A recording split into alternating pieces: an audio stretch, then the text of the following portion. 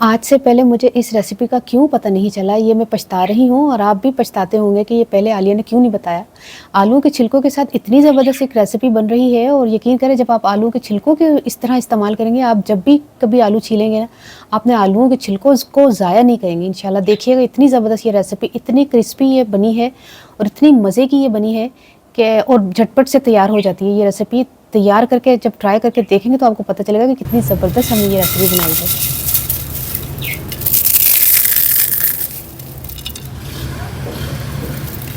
बिस्मिल्लाहिर्रहमानिर्रहीम, अस्सलाम वालेकुम। क्या हाल है तमाम देखने वालों के, अपने घर में खुश रहें, आबाद रहें, आमीन सुम्मा आमीन। आज हम आलू के छिलकों के साथ एक रेसिपी बना रहे हैं और ये रेसिपी बहुत झटपट से तैयार हो जाती है, बहुत मज़े की और क्रिस्पी ये रेसिपी है।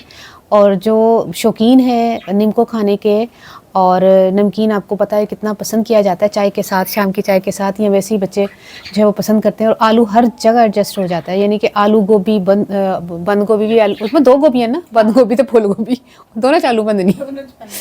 आलू के पकोड़े, आलू के कबाब, आलू के जो है वो पराठे, कुछ भी आप बनाते हैं आलू के छिलकों को जब आप उतारते हैं तो अब आपने क्या करना है, आलू को पहले धो लेना है, उसके छिलके तब उतारिएगा। उसके बाद आपने आलू को छीलने के बाद जो है वो बारीक बारीक काट लें, ठीक है। ये देखें आलू को हमने पहले धो लिया ना आलूओं को।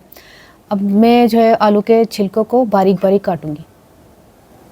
ये देखें इतना बारीक काटना है कि अच्छा सा ये जो है ना क्रिस्पी सी एक आपकी जो है वो नीमको तैयार हो जाए।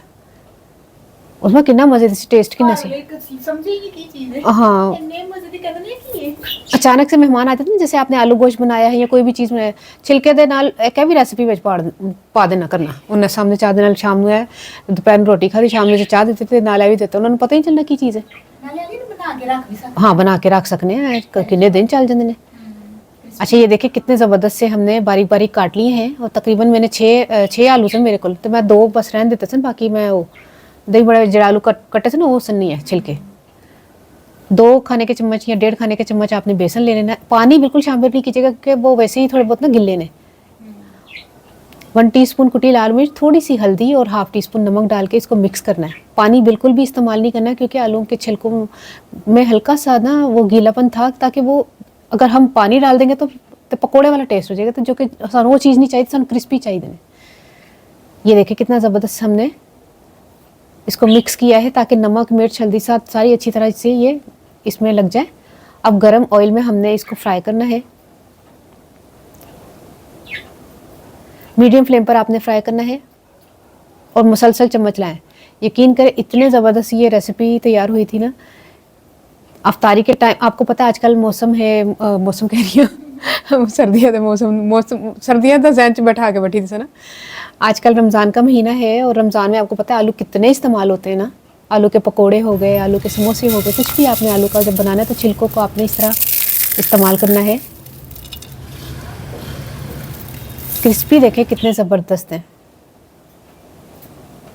अब आपने ज़रूर ट्राई करना और मुझे बताना आपको ये रेसिपी कैसी लगी। अपने दुआओं में ज़रूर याद रख लीजिएगा। पंजाबी ना दसा